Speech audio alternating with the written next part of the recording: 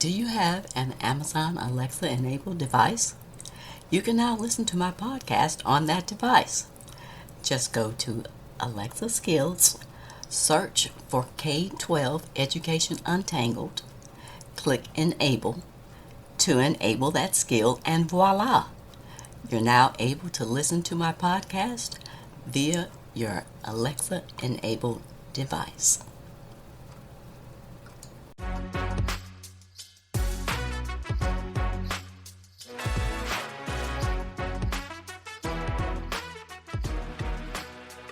Welcome to another episode of K-12 Education Untangled.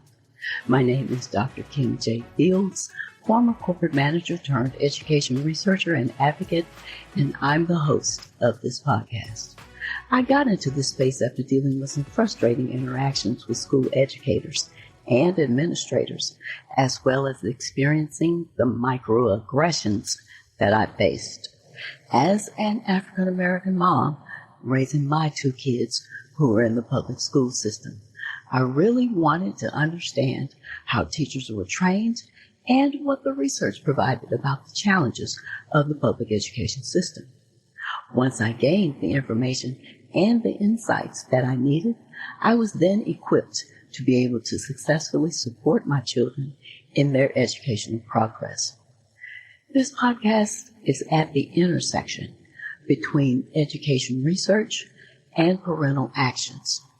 If you're looking to find out more about the current trends, issues, and themes in education that could affect you or your children, and you want to know the specific actions you can take to support and advocate for your children, then you're in the right place. Thanks for tuning in today. I know that staying informed about K-12 education topics is important to you, so keep listening. On today's episode, I'll be discussing the continued existence and impact of racism in K-12 public education classrooms. Racism, a term that conjures mostly negative images of injustices experienced by people of color in the United States, and it extends into the U.S. public education system. Even within that context, it's a broad subject area. Children and families from underrepresented groups have to deal with systemic racism, covertly or overtly, on a daily basis in public school classrooms across the country. I'll address three key areas of racism in public schools over the course of this episode and the following two episodes. In other words, this is a three-part series. This episode provides the background pertaining to the genesis of racism in K-12 public schools. Part 2 will explore why racism persists to this day in 21st century America with relevant examples. And Part 3 will explore the various interventions that have been proposed to combat racism in public schools. I end Part 3 with action steps you can take to implement some of these interventions at the local level. This is Part 1 of this three-part series. It discusses the background and genesis of racism in K-12 public schools. Let's untangle this. How and why did racism even begin to carry over or impact public education? The short answer is that racism is persistent and central in our society and our schools. The sad truth is that manifestations of racism have been part of public schools in the United States since the inception of its educational system. Another sad truth is that while racism clearly exists in the public education system, the direct, critical conversations about it are often lacking. The fact is that public schools systematically racialize, marginalize, and impact the opportunities of students of color. Some scholars have even theorized racism now as a, quote, end quote, new racism, one in which the actions are more covert and hidden than those in the past. Interesting, but not new, really. They indicate that it is evasive, subtle, and challenging to identify because it's normalized under the guise of multiculturalism, colorblindness, and everyday individualized interpretations of policy and practices. It still doesn't make racism any less painful for students of color. The bottom line is racism is racism.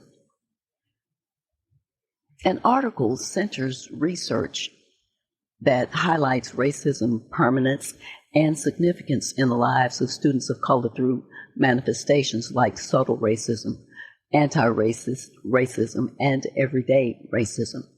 It also examined racism through recent literacy and resistance of students and communities of color. Racism is basically the creation or maintenance of a racial hierarchy supported through institutional power and schooling. And the United States has a history that has been driven by racialization and racism. From Americanization schools and Native American boarding schools that spanned the 19th and much of the 20th century, to a socialization of inferiority in segregated schools serving Blacks and Mexican Americans, students of color have been subjected to institutionalized conditions that contradict their interests and their humanity. Through this process, racial inequality has become normalized and even accepted. A lot of the dominant rhetoric blames students of color and their families for a lack of academic success. Blaming communities of color for educational inequality at the individual level makes educational institutions invisible in their responsibility for racist policies and the role of structural racism. Recent discussions about privatization practices in K-12 public schools exacerbate racism in communities of color through issues such as testing, school choice, charter school development, and a departure from public education. Mass testing as an accountability narrative and corporate-driven testing practices affirm racial hierarchies of student success. School closures disproportionately and negatively affect working-class urban African American neighborhoods. Some researchers consider charter schools as a form of contemporary racism. Many charter schools are run by corporations, and alternative teaching recruitment reforms have displaced veteran Black teachers for young white teachers and are funded by white philanthropists whose purpose is to align public education to business. The deficit-minded teaching methodologies in some charter schools that are masked as classroom management stratify and limit the learning opportunities of students of color. In this new racism era, colorblindness is a term that comes up often. Some educators and school administrators equate colorblindness to equity. However, silence around race maintains and legitimizes racism, and this constructs hostile racial climates for students of color and teachers of color. Colorblindness reduces any visible racism to the actions of a few ignorant people, and this allows systemic mechanisms of racism like tracking, curriculum disparities, and gender profiling to be ignored as explanations for racial inequality and end up being replaced by individual-based rationales about certain groups of students of color. These rationales include statements like students of color are lazy, behaviorally challenged, and intellectually deficient. This broad brushing of students of color represents individually based, irrational, racist paradigms. Colorblindness is a term that just doesn't make sense. In order to be blind to color, you have to acknowledge that first there is color. The colorblind ideology is actually a form of racism that erases the lived and systemic oppression of communities of color. Let's also include in this conversation about institutional racism in K-12 schools the conversation and consideration of two marginalized student groups, English as second language learners and students with disabilities. English-only campaigns were reinstituted in 2001 through the No Child Left Behind government educational policy. Immigrant bilingual students of color may experience a type of trauma from policies that affirm white racial privilege because English dominance in school is actually a racialized process that undermines the student's potential and success, particularly for students labeled English as second language learners. Dual language classrooms gentrify Latino students and benefit middle-class white students, while Black students are prevented from enrolling in these specialized programs in their own schools. These policies serve to perpetuate racial inequity. There is an overrepresentation of Black and Latino students in special education that's usually guided by assumptions of cultural deficits and fake scientific placement processes that result in misguided conceptualizations of disability. Students of color continue to be overrepresented, segregated, and prevented from reaching their academic potential because of these policies, without even addressing racism specifically. Although programs serving dual language learners and students labeled with disabilities have been framed as a benefit to these student groups, the reality is that these programs systematically exacerbate racial equity. Other than these specific incidences of racism in public schools, racism is still experienced by students of color on a daily basis. In fact, the research indicates that white teachers perpetuate racism in schools. White teacher racism can be overt and is often upheld through colorblind or racism-neutral approaches to their daily work with students of color. They tend to position themselves as quote-unquote good teachers, but have no structural or social analysis of inequity, and this perpetuates an environment of persistent racism in K-12 schools. From Korean and Korean American students in the Midwest to Puerto Rican students in the Northwest and Midwest, and Native Hawaiian students, these groups all experience nuanced yet universal racism in U.S. schools. Everyday racism serves as a collective and systemic mechanism that maintains the status quo of racial inequity. Racism is alive and well in K-12 public schools, as demonstrated in racial injustice from school closures in Chicago to post-Katrina displacement of Black teachers through the charter school impetus in New Orleans to the hostile racism that students of color experience in Tucson schools. Overt racial slurs, while still present, have overwhelmingly turned into microaggressions that are subtle yet powerful in their impact. Students of color continue to be dehumanized and disproportionately denied academic and economic opportunities. The pervasiveness of racism in schools leads those who are committed to confronting and combating racism forced to focus on preparing students and teachers to address this reality as institutional and systemic shifts seem insurmountable. There's an economic burden of racism caused by inequities in the U.S. public school system. Even though the public education system has become more ethnically and racially diverse, many racial disparities still persist, especially regarding school segregation, educational resources, and ultimately educational outcomes. These disparities not only harm students individually, but have a collective impact on society as well, including economic consequences. Educational resources are misallocated in ways that tend to reflect racial discrimination, and Black and Hispanic students often leave school with substantially lower levels of human knowledge or human capital and, as a result, have lower lifetime earnings on average. These misallocations and losses in human capital can be considered an economic burden of racism. An important question to consider regarding the economic burden is what level of resources is wasted because of racial discrimination? Well, there isn't a clear or precise answer to this question. Racism within K-12 education is best understood as a symptom of societal racism. To put a number on the economic burdens as measured in dollars, a conservative estimate is that for each group of Black and Hispanic students aged 18, the burden from lower human capital is between $42 and $92 billion in lost economic outcomes over a lifetime.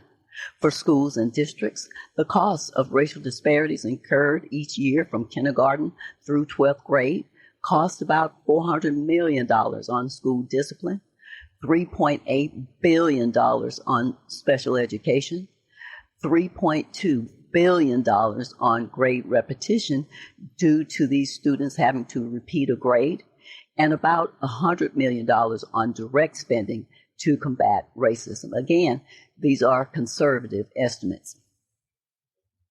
There are a couple of issues worth noting about this economic burden.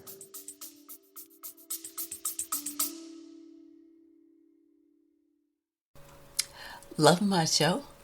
Consider being a regular subscriber.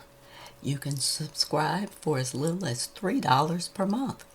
Just go to https://tinyurl.com/podcast support. There's no contractual obligation. You can cancel at any time. If you choose to subscribe, I'll give you a special shout out thanking you in an upcoming episode. Remember, that's https://tinyurl.com/podcast support to subscribe.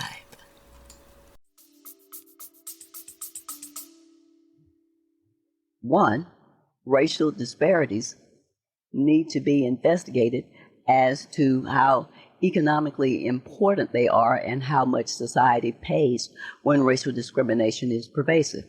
And two, it's also worth examining how racism in other domains of society affect the public education system. When students of color face discriminatory housing, job markets, healthcare, and criminal justice systems, their ability to learn is significantly impaired, and the educational resources available to them are diminished. Racial discrimination is defined as the differential treatment on the basis of race that may or may not result from prejudice and may or may not be intentional in nature. The education system in the United States is highly diverse in terms of students' racial and ethnic background. Within the last decade, the K-12 public school system has become a new majority-minority.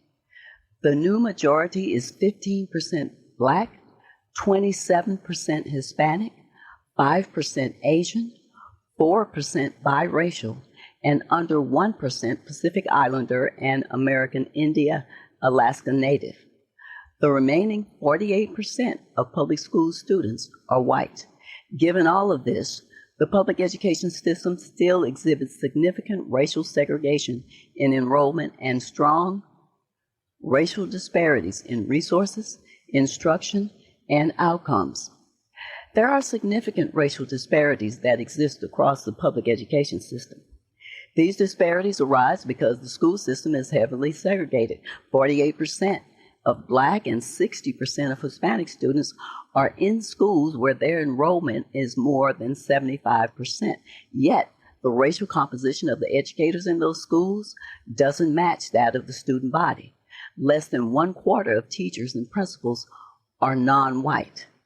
School resources also vary with race, where Black and Hispanic students are much more likely to be in school districts with low funding for needed resources. Racial discrimination in public schools not only includes access to resources, but also the economic consequences of disproportionate school discipline, like suspensions and expulsions for African American students, especially boys. These students are disciplined at rates more than 3 times those of white students. Other non-white groups also have higher school disciplinary rates. It's important to note that it's not only students that experience racism, but teachers and school staff do also. If this weren't true, then government agencies, districts, and schools wouldn't need to allocate resources to combating racism. Education systems are affected by racial disparities in other areas of society. For example, racial segregation may force Black families into neighborhoods with low-quality public schools, and discriminatory employment practices may reduce the incomes of Hispanic families, thus reducing home resources that could be used to support their children's learning. Additionally, a Native American student in juvenile custody may be unable to enroll in school. So these domains of discrimination may compound each other. Racism reduces overall educational productivity. It undermines learning, and more resources are needed to generate educational outcomes. Educators have to spend more time and resources to establish a school climate that encourages learning. Students may also experience overt discriminations and microaggressions within the school environment. All of this impairs productivity. The fact of the matter is that racial disparities precede school entry and then continue as children progress through their K-12 education. Schools may attempt to offset external factors, but they don't adequately do so, and in some areas, they may exacerbate racial disparities, as in the case of unjust disciplinary practices. The problem with students of color who deal with racism in their school environment on a daily basis is that they tend to internalize this racism. There is a definite relationship between racism and internalized racism.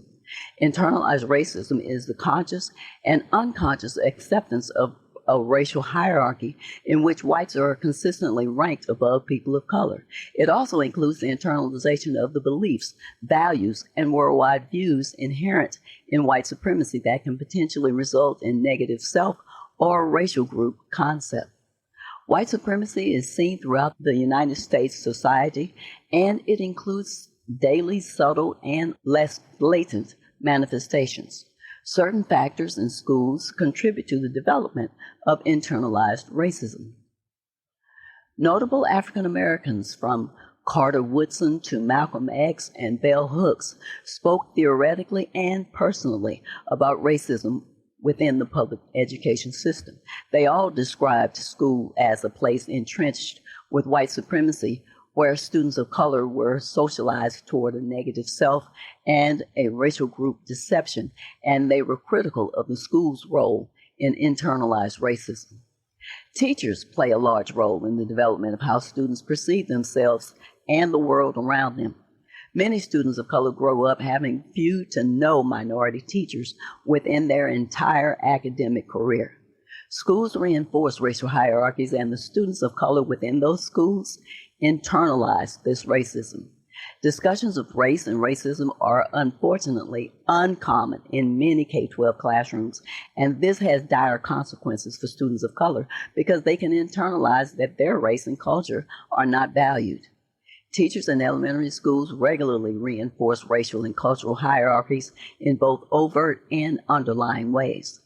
This continues to contribute to the problematic self and racial group perceptions of all students of color. The curriculum used in schools is an important framework for academic learning because it dictates the pace and structure of how knowledge and skills are transmitted.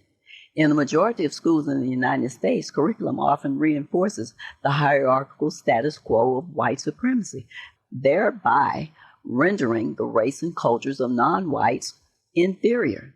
This can contribute to internalized racism and potentially damage the self-concept of students of color.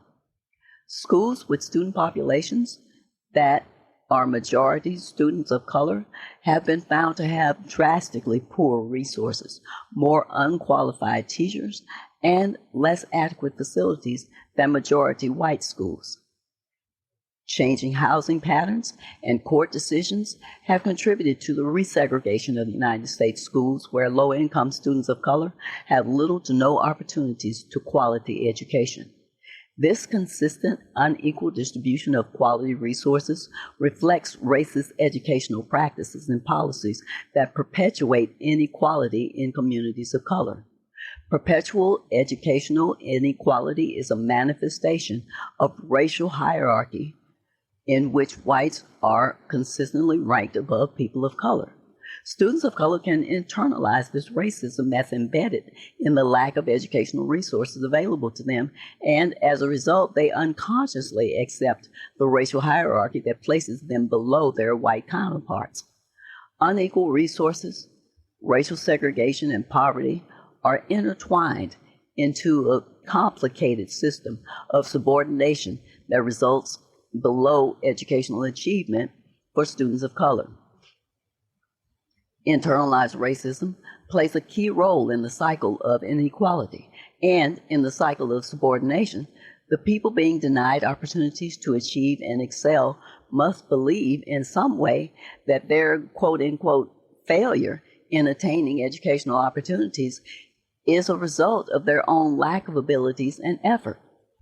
The internalization of racism can result in students of color unconsciously accepting substandard conditions in education.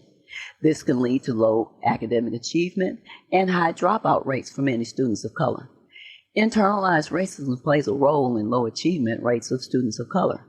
One thing that's disturbing about the rates of schooling practices that many students of color experience is that the students have internalized the negative perceptions of the school to the point that they no longer are able to see racism unless it's in the overt form of racial epithets.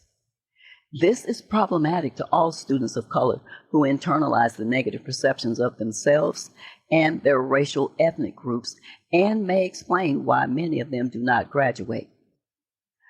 To thwart severity of internalized racism, students of color need to have teachers who are knowledgeable about their cultures and are willing to incorporate those cultures into the classroom. Classrooms need the practice to be culturally relevant and compatible with the culture of students of color.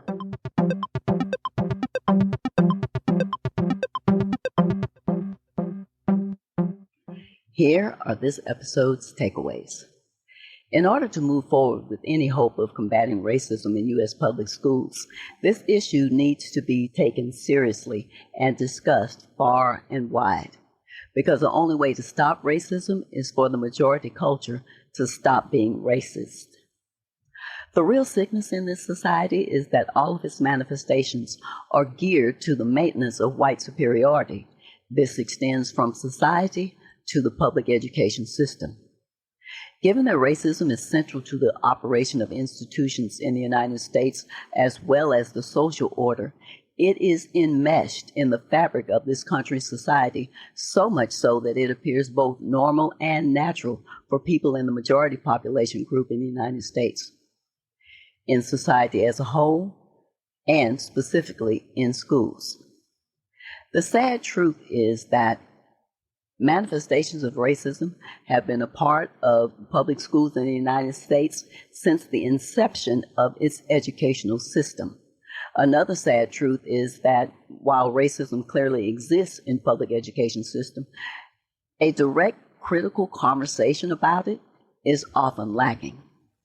The pervasiveness of racism in schools leads those who are committed to confronting and combating racism forced to focus on preparing students and teachers to address this reality as institutional and systemic shifts seem insurmountable. To put a number on the economic burdens as measured in dollars regarding racism in schools, a conservative estimate is that for each group of Black and Hispanic students age 18, the burden from lower human capital is between $42 and $92 billion in lost economic outcomes over a lifetime. Racism within K-12 education is best understood as a symptom of societal racism.